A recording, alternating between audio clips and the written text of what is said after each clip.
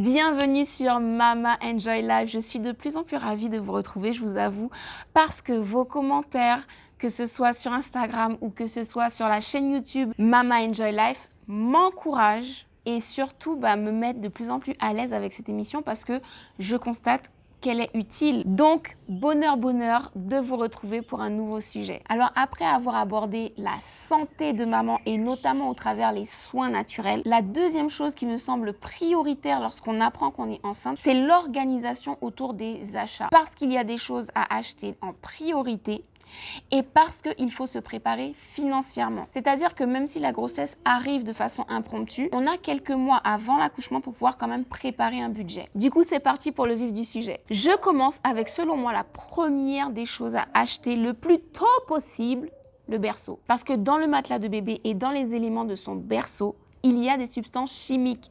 Il faut pouvoir acheter le berceau et son matelas pour laisser libérer ces éléments chimiques. Et là, on parle de 3 à 4 mois pour laisser ces éléments chimiques s'évaporer et sortir de la pièce. Donc, achetez votre berceau dès que vous êtes au courant que vous êtes enceinte et laissez-le dans une pièce aérée. Ne l'enfermez pas nécessairement dans la chambre. Ce qu'il faut savoir aussi, c'est qu'un bébé, pour dormir de façon sereine, de façon rassurante, il faut qu'il se sente le plus encadré possible. Parce que dans le ventre de maman, bébé avait une délimitation dans son espace.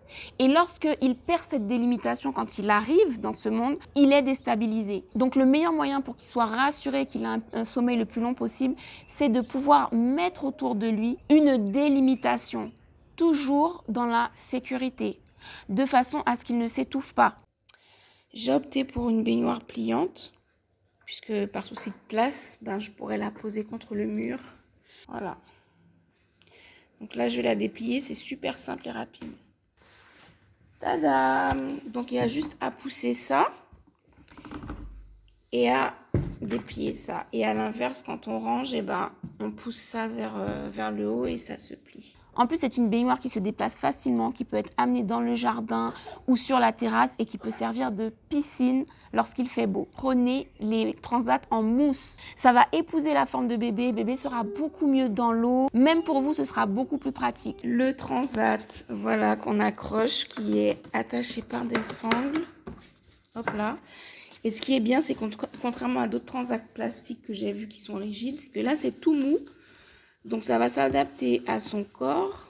C'est hyper moelleux, hyper confortable. Ça vaut le coup d'acheter une commode 2 en 1. Une commode qui fait table à langer. Beaucoup d'entre vous vont hésiter entre couches lavables, couches jetables. Qu'est-ce qui est économique? Qu'est-ce qui est pratique? Qu'est-ce qui est écologique? Je pense que les couches lavables ne sont pas du tout écologiques. Mais pas du tout. On a négligé pendant très longtemps, trop longtemps, les matières chimiques que contiennent les couches qui sont extrêmement toxiques et qui ont affecté nous en tant que bébé. Beaucoup d'entre nous sont passés par des érythèmes, par toutes sortes de problèmes aux fesses et sur les parties intimes. Et ça venait essentiellement de la couche. En fait, les couches qui contiennent du colorant, du parfum, du parabène, de l'alcool et toutes sortes de produits chimiques qui sont nocifs pour notre bébé, pour la peau d'un bébé, en fait, lorsque bébé urine, l'urine ramasse tous ces produits toxiques et les laisse sur la peau de bébé pendant des heures. Et forcément, la peau de bébé réagit. Donc déjà, au niveau de la santé de votre bébé, c'est important de choisir votre couche correctement. Alors, la plupart des modèles de couches s'attachent, mais il y a un modèle de couche qui, je ne sais pas si c'est répandu en France, mais dans les pays anglophones, c'est très, très, très populaire. Ce sont les couches culottes. Donc, on enfile ça comme une culotte. C'est beaucoup plus pratique d'ailleurs à mettre. Et pour l'enlever, on détache sur les côtés. C'est très facile à détacher et c'est vrai que c'est très pratique.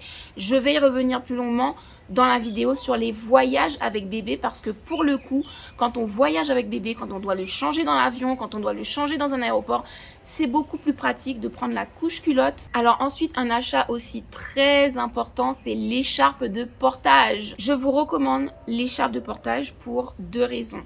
La première, c'est la santé de votre bébé. Que ce soit la position de ses jambes, la position de son dos, beaucoup de porte-bébés ne conviennent pas. Au début, j'étais assez inquiète sur est-ce que j'arriverai à attacher. C'est super simple. Alors moi j'utilise l'écharpe de portage de 2 manières. Pour les biberons, essayez de prendre votre biberon en verre. Parce que de façon pratique, pour aller plus vite, vous allez certainement utiliser le micro-ondes. Si vous prenez un biberon en plastique, ça va relâcher des composants dans le lait de bébé. Enfin bref, privilégiez le verre. C'est pas forcément plus fragile parce qu'aujourd'hui, il y a des verres très résistants, surtout pour les biberons.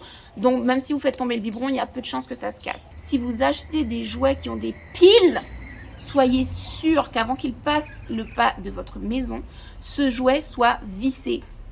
Que bébé ne puisse pas dévisser tout seul. Enfin, quand je dis bébé, c'est même 3 ans, 4 ans. Que votre enfant ne puisse pas enlever la pile tout seul. Je me permets de vous alerter sur le danger des jouets avec pile.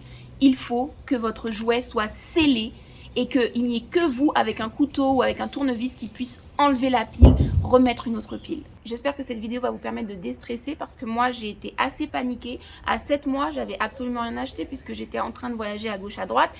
Quand je me suis enfin posée, j'ai été submergée d'informations. J'avais l'impression qu'il me fallait 1 million de choses, que je n'y arriverais pas financièrement, que j'aurais pas la place chez moi. Bref, je savais pas trop par quoi commencer. Et au final, il y a des choses que je n'ai pas utilisées avant un certain nombre de mois.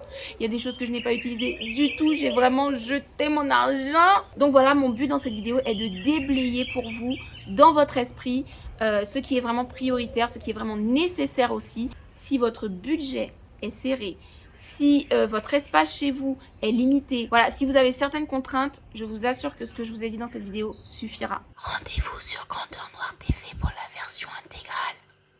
Le lien en barre d'infos. Sunshine.